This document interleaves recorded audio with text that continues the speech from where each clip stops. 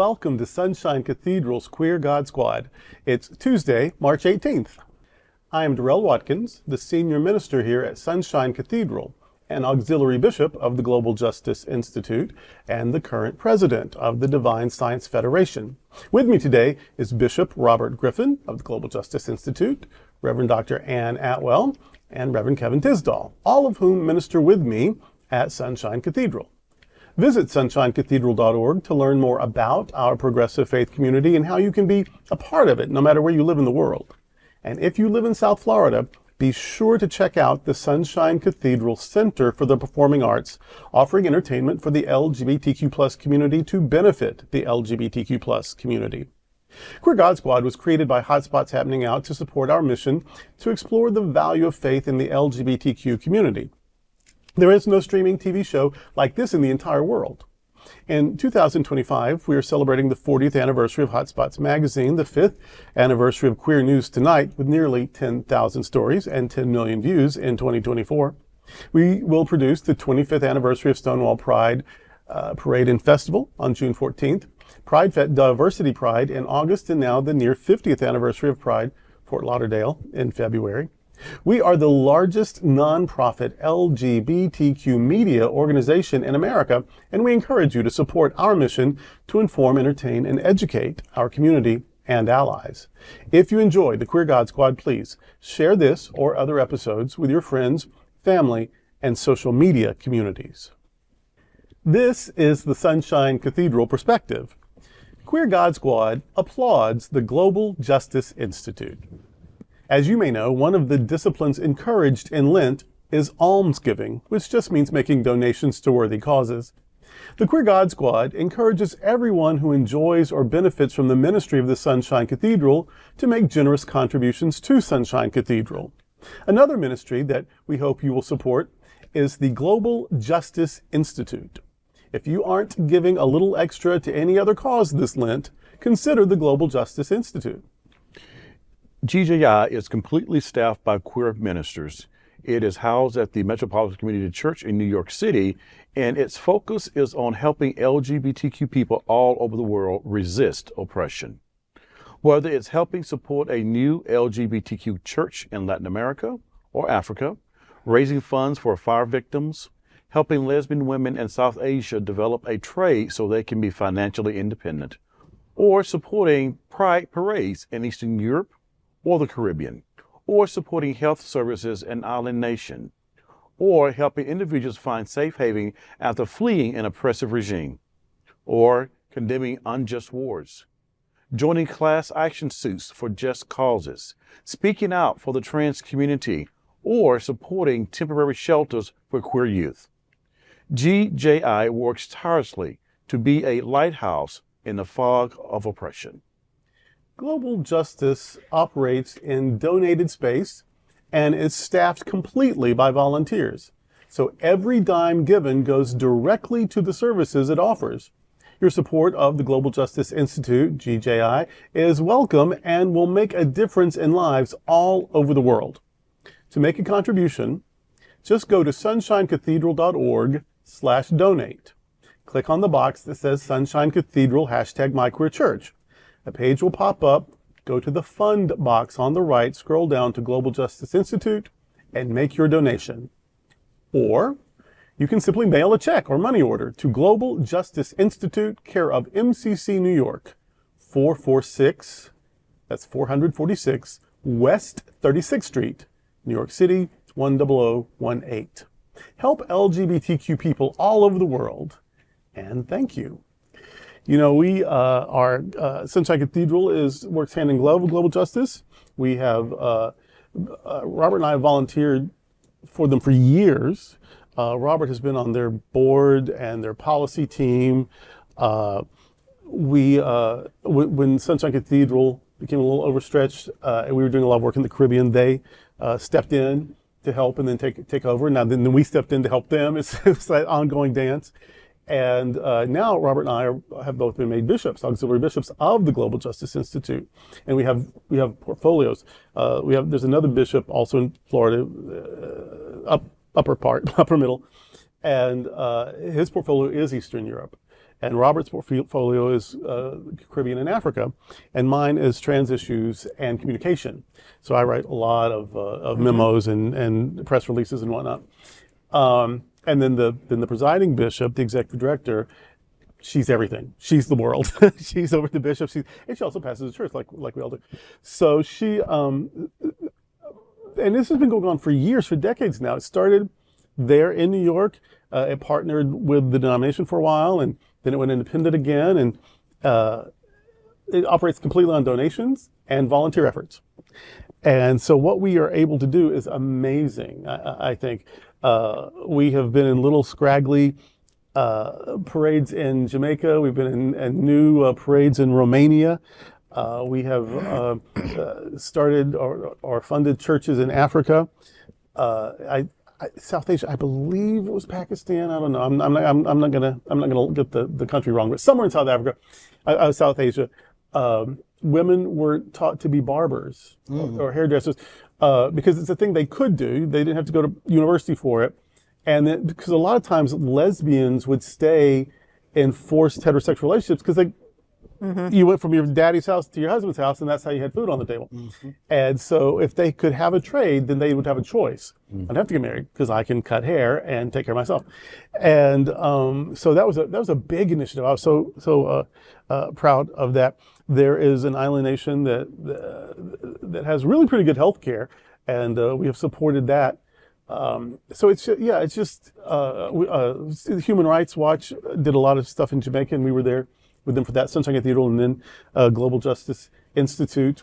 So yeah, just over and over, and even in Appalachia, we've done stuff here. So it's whether it's advocacy, whether it's education, whether it's training, whether it's just supporting a struggling worshiping community for a while. It's all so that LGBTQ people can thrive or survive. Sometimes it's pushing back against the oppression. Sometimes it's making sure that while you're in hiding, you have something to eat and some people to encourage you. So we do what we can, but again, it's all by donations, and there's not a dime of rent paid and not one salary paid, which I think is pretty amazing. We're very happy about it. So we do good stuff at Sunshine Cathedral. Support us if you can. And if you're not, well, I'm just not about church people, church business at all. Well, guess what? There's this other thing called the Global Justice Institute, and it does incredible work.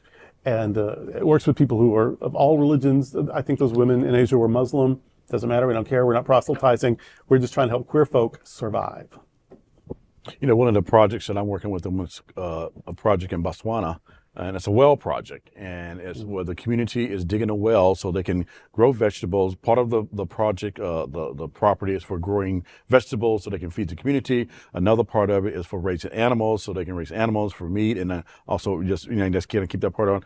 And another one is there's a building they're gonna have as a community center so people can come and learn skills on a computer. And the other part is a worship center. And so that's the project that I'm invested in right now as a part of the Global Justice Institute. There've been many others that you've heard the list that I read about the things we've done, but that's kind of my passion project for Lent right now. And it's global justice, but that's my passion project is so help me dig a well in Botswana is my tagline.